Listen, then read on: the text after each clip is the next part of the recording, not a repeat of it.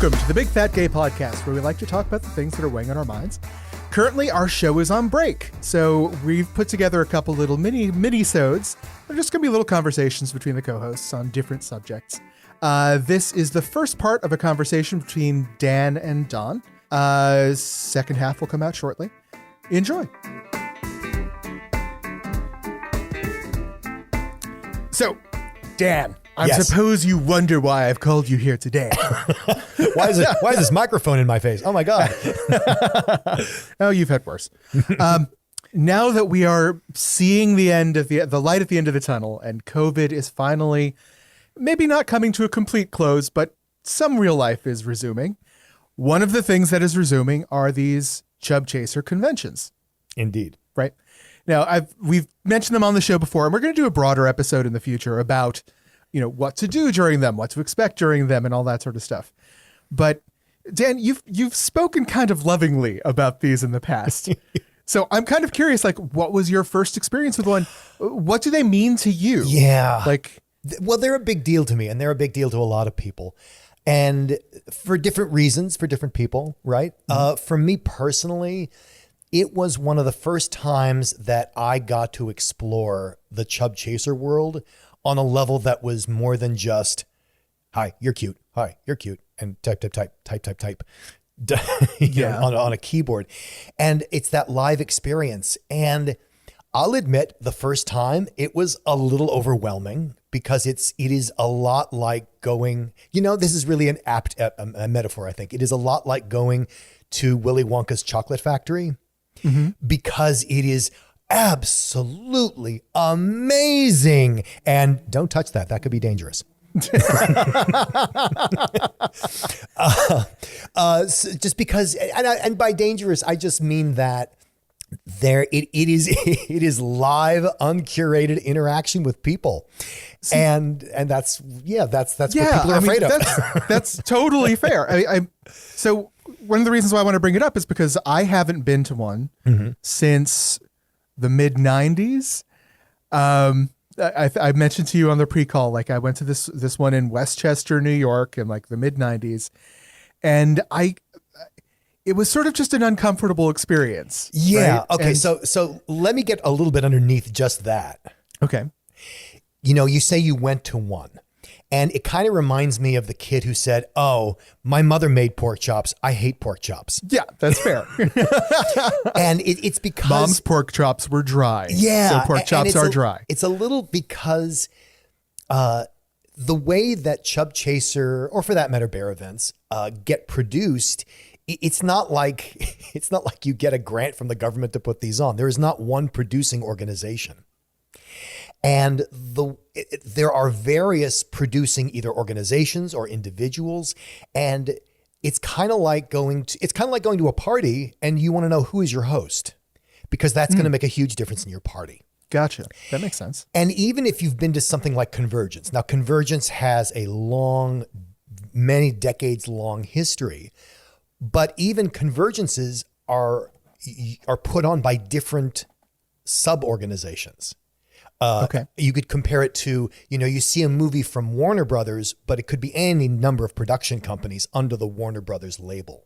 Sure. So Convergence is a huge term with a huge history, but the Convergence you went to was put on by a very specific group, and other Convergences are put on by different groups, and your experience may vary.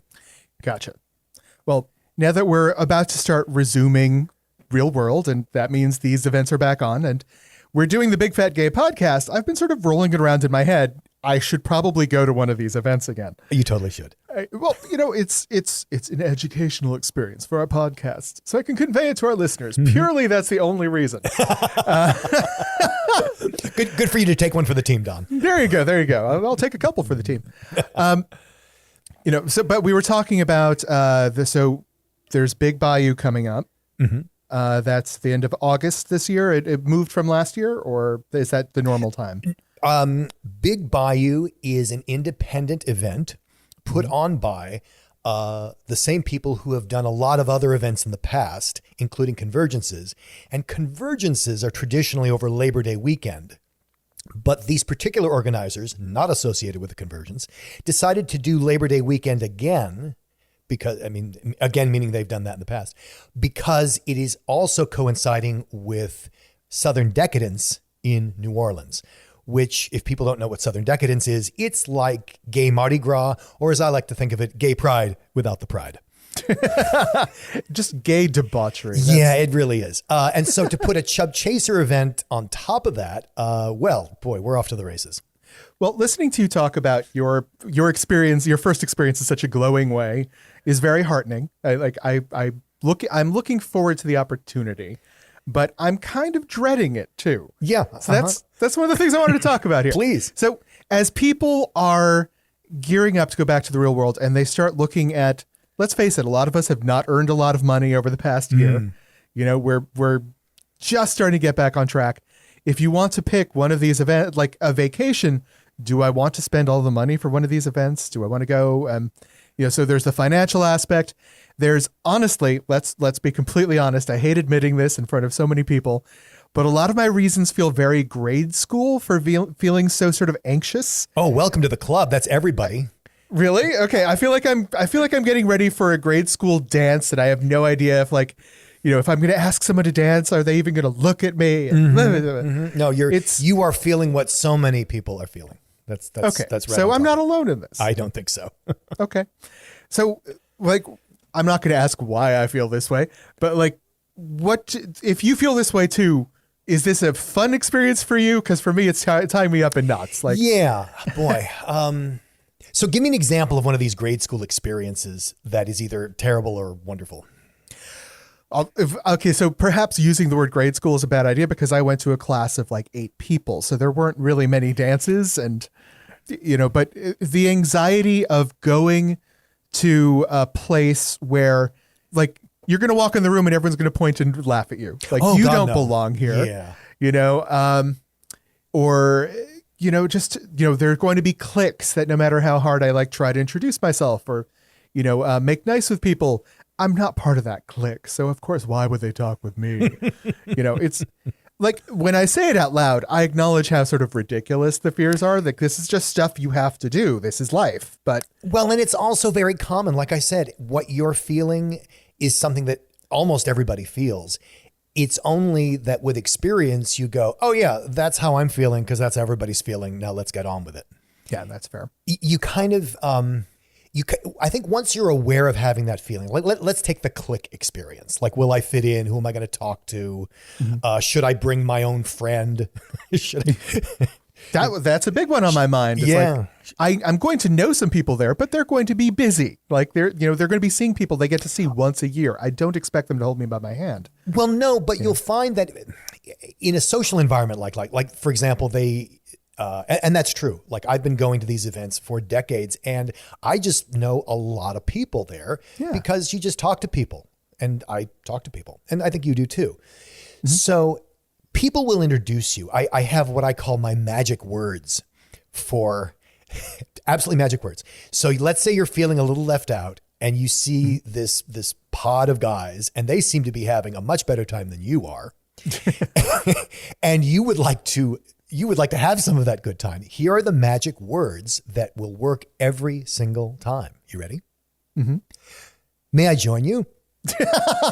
Swear to God, no one has ever said, "Oh hell no." No one says that.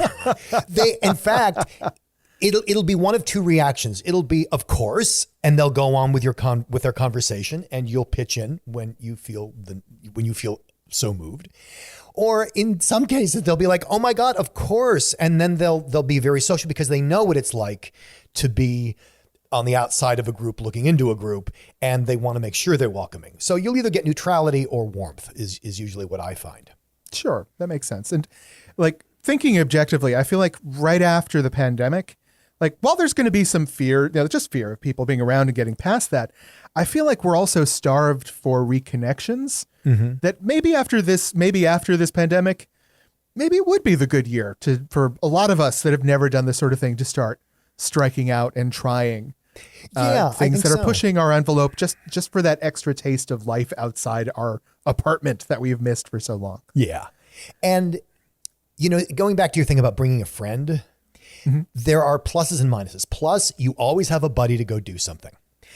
The minus, you always have a buddy to go do something. And so one of the dangers I find, so I'll say it from my perspective. This has happened to me so many times. There's this really hot chub, and he is in a pack of other, chubs. And I may or may not be interested in the other ones, but I know I'm interested in him.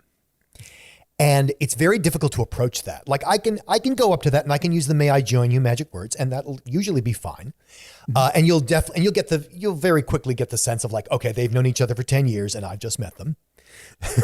And that's fine. You run into that in a lot of places. Sometimes you're the person who's known people for 10 years. And I will somehow manage to get the chub's attention. And that's another whole story. But a very common response by that chub will be like I'll want to say like, hey, do you want to spend some time together? Do you want to have some, and there's various euphemisms for it. Like I say, would you like to have some fun? Would you like to play? And I will get sometimes a response like, oh, well, yeah, but I don't know what my friends are doing. Oh. And so I say, well, great. Why don't we pick a time and then you can find out, and then you can tell your friends that's what you're doing. Or, because here's the thing, your friends are never, ever going to say, oh my God, Don, Thursday afternoon, we have 0 things planned. You should do something by yourself. And they're certainly not going to say, we have 0 things planned. You should get with Dan. Like that is never going to come out of their mouths. So they're always going to have something for you to participate in. If they were good friends, they would be making appointments for me with Dan. That's what I'm saying. Come on. Yeah. So there's never going to be this time when they're doing nothing and you're going to go off by yourself because you're so bored of them. That is just not going to happen because let's face it, you brought them along so that wouldn't happen. You brought them along so you'd always have someone to talk to, always have something to do. And they are fulfilling that role magnificently. So just be aware that as comforting as it is to have that built-in support system of having a friend or friends that you're going with, if you wish to have any alone time with anybody else, you're going to have to crack that egg. Hello, everybody. This is Michael here. Dan and Don will be back next week with part 2 of their episode, and that will mark our last interlude episode before we come back full force with our first episode recorded in person since the pandemic started. And let me tell you, we are all super excited for that. So stay tuned next week for the end of this episode here, and we'll see you next time.